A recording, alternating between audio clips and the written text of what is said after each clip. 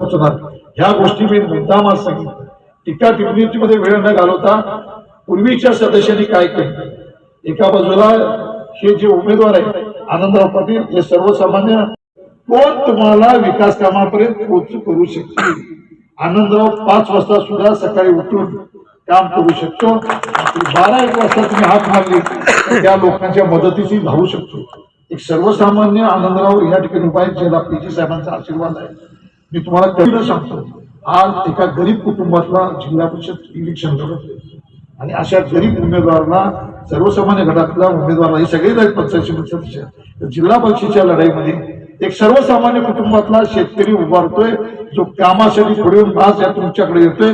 त्याची जबाबदारी तुम्ही सगळ्यांनी घ्या.